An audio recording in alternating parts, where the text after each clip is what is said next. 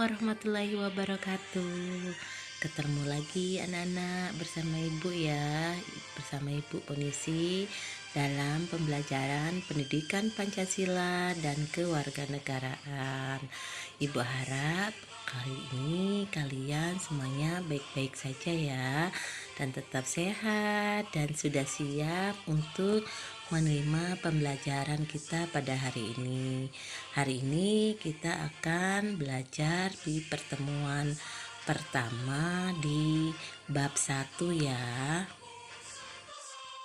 Dalam pembelajaran kita hari ini, kita akan membahas tentang perumusan Pancasila sebagai dasar negara dalam sidang BPUPKI. Apa saja yang akan kita pelajari di bab 1 ini dapat kalian lihat dari peta konsep yang ibu tampilkan ini ya. Dimana kita di sini akan membahas tentang perumusan dasar negara Pancasila. Diawali dengan perumusan dasar negara, diawali dengan pembentukan BPUPKI. Kemudian perumusan dasar negara dilanjutkan di dalam pembahasan sidang BPUPKI yang nantinya akan mencakup 3 usulan.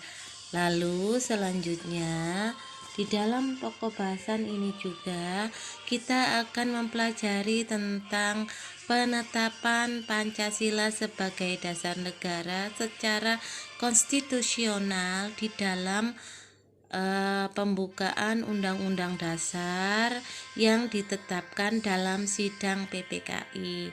Tapi untuk hari ini kita khusus hanya mempelajari tentang perumusan Pancasila di dalam sidang BPUPKI. Adapun tujuan pembelajaran kita pada hari ini adalah setelah selesai pembelajaran, ibu mengharapkan kalian semua dapat yang pertama bersyukur atas perumusan dasar negara ini, kompetensi sikap spiritual. Kemudian yang kedua, berperilaku peduli sebagai wujud pelaksanaan semangat dan komitmen pendiri negara. Ini tujuan dari kompetensi sosial. Kemudian yang ketiga, mendeskripsikan perumusan Pancasila sebagai dasar negara dalam sidang BPUPKI. Ini kompetensi dasar pengetahuan. Dan yang keempat, menyusun laporan telaah perumusan Pancasila sebagai dasar negara dalam sidang BPUPKI, dan ini merupakan kompetensi dasar keterampilan. Nah, itu tujuan pembelajaran kita ya, Nak. Sebagai pendahuluan, ini ibu tampilkan sebuah gambar gedung. Tahukah kalian gedung apakah ini? Benar, ini adalah gedung Pancasila. Gedung ini adalah tempat terjadinya proses perumusan Pancasila yang dilaksanakan dalam sidang pertama BPUPKI. Gedung ini dahulunya bernama Juo Sang In, dan gedung Pancasila ini bertempat di Jalan Pejambon nomor 6 Jakarta Pusat. Adakah yang sudah pernah ke sana? Semoga kalian dengan belajar ini kalian menjadi tahu di mana gedung Pancasila, yang gedung yang bersejarah, sehingga kalau kalian ke Jakarta kalian bisa mampir ke sana ya. Sebelum kita membahas tentang sidang BPUPKI, kita pelajari terlebih dahulu tentang pembentukan BPUPKI. Namun sebelum itu alangkah baiknya kita juga mempelajari sedikit sejarah tentang kehidupan bangsa Indonesia saat dijajah oleh penjajah. Bangsa Indonesia pernah dijajah oleh Belanda dan setelah itu dijajah oleh Jepang. Belanda kalah dalam Perang Asia Timur Raya yang mengakibatkan Belanda harus menyerahkan wilayah atau daerah kekuasaannya kepada Jepang. Lalu semenjak itu Jepang berkuasalah di negara Indonesia. Kedatangan Jepang ke Indonesia dikira oleh bangsa Indonesia bersahabat ternyata sebaliknya. Apalagi dengan semboyan 3A Jepang, bangsa Indonesia mengira bahwa bangsa Jepang tidak kejam. Semboyan 3A Jepang adalah Jepang pelindung Asia, Jepang pemimpin Asia, dan Jepang cahaya Asia. Akan tetapi kenyataannya jauh berbeda. Bahkan selama penjajahan Jepang, rakyat Indonesia sangat menderita. Terjadi kerja paksa, pengambilan paksa, dan juga perbudakan. Pada gambar ini terlihat jelas begitu penderitaan bangsa Indonesia saat dijajah oleh Jepang. Kalian bisa lihat di sana ada gambar kerja paksa dan juga penderitaan rakyat yang karena kekurangan makanan, karena bahan makanan diambil paksa oleh Jepang.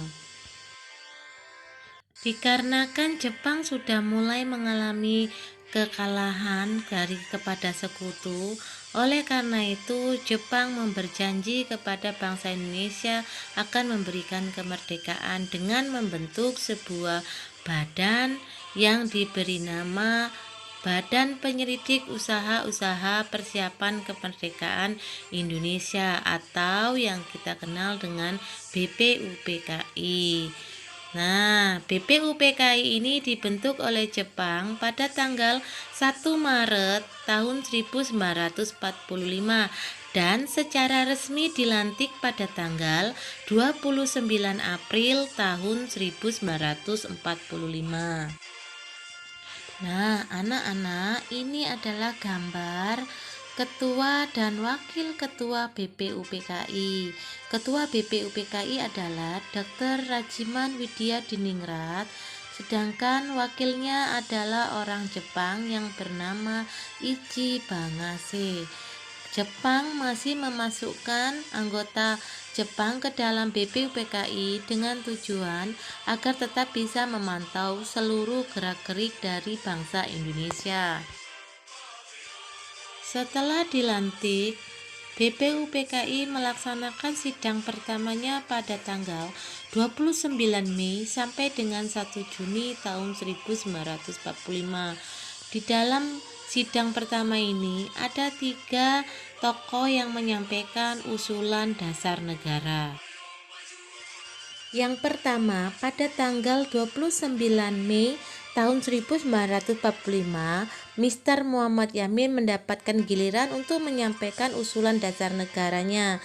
Secara lisan, Muhammad Yamin menyampaikan usulan dasar negara ada 5. Yang pertama, pri kebangsaan. Yang kedua, pri kemanusiaan.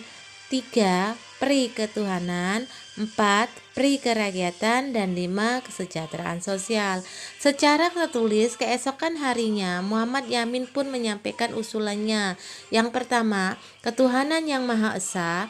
Yang kedua, kebangsaan persatuan Indonesia. Yang ketiga, rasa kemanusiaan yang adil dan beradab. 4. Kerakyatan yang dipimpin oleh hikmat kebijaksanaan dalam permusyawaratan perwakilan.